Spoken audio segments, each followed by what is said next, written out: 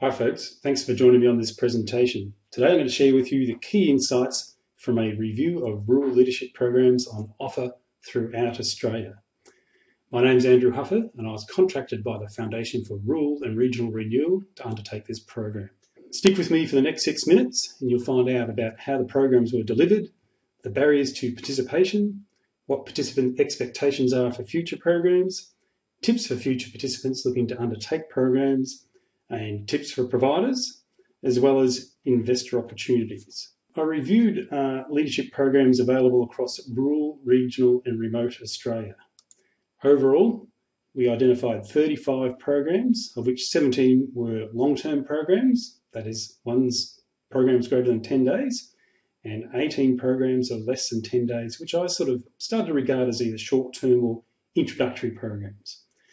As you can see here, most training was available either in Victoria or New South Wales. So in terms of delivery modes, most programs are still predominantly delivered face-to-face, which facilitates vital interaction and enables strong relationships to be forged between participants.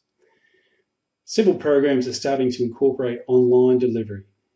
18% of the longer-term programs are doing this, and up to 39% of the shorter programs.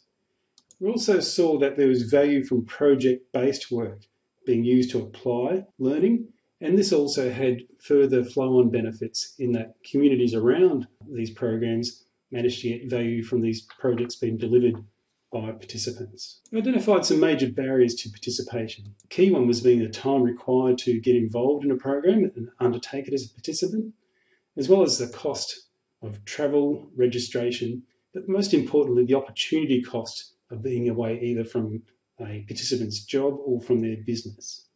Interestingly, there's quite a range in fees. They range from being fully subsidised programs to up to $6,500 to participate. And for deliverers, they were ranged from $5,500 up to $59,000 per participant for delivery.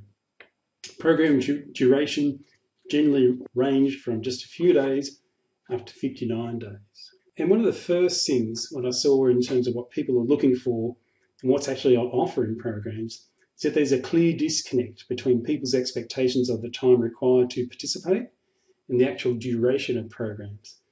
And the survey work we did showed that people were saying would be willing to allocate 6 to 8 days max to undertake a leadership programs, but most of the major programs were over 10 days in duration. People looking to undertake a program in the future wanted increased online delivery to overcome the time, financial and opportunity costs associated with travel and participation. So what do participants need to think about in the future? Firstly, I want you to remember that not all leadership programs are the same. Be clear about what you're looking for before you go looking for training and think about how you can apply it and have a good project in mind to do this. Understand that developing leadership skills takes time and practice. So are you the sort of person who wants to dip your toe in the water or dive right in? And most importantly, make sure you've got support from your partner, family, colleagues and employer. Going through the program it can be a really challenging experience for a lot of people. So people need to have a bit of an understanding of what you're going through and to cut you a bit of slack when it's required. And it'll certainly be valuable in joining any programs, alumni programs, so that you've got support from people who've been through what you have as well. Some tips for providers. Firstly, participants have most likely underestimated the time requirements of your program. So they might be a bit grumpy when they find out what's really required. It's worthwhile offering a range of program levels from introductory through to advanced. So you can just get people on board, give them a sample of what it's about, and then whet their appetite for more.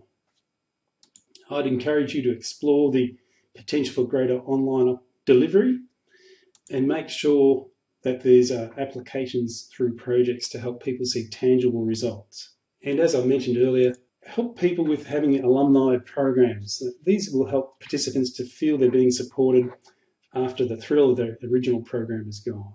Some of the work we did identified that most participants in rural leadership programs were actually participating as employees within the small business or government sectors. So there wasn't actually a lot of community-based participants. So my suggestion is that potential investors could look at providing assistance in increasing the participation of community representatives through scholarships or subsidy, doing some of the bit of that heavy lifting work for them. I think there's also potential for funding for identifying and adapting online learning tools into existing programs, and this would help increase participation and address the barriers of time and travel. I think investors could also consider leveraging investment in program evaluation and perhaps partnering through existing tertiary institutions who are undertaking some of this work. And finally, I think there's also an opportunity for funding of coordinator roles for leadership alumni programs to assist in delivering ongoing value and impact once the projects or programs are completed. So there you go. There's some short, quick insights from me from the review of rural leadership programs. And again, remember, we talked about how they're delivered, some of the barriers to participation, participant expectations and that disconnect there, and some tips for both future participants and providers, as well as some investor opportunities we just managed. Thanks for your time and looking forward to any questions you may have. Thanks for now.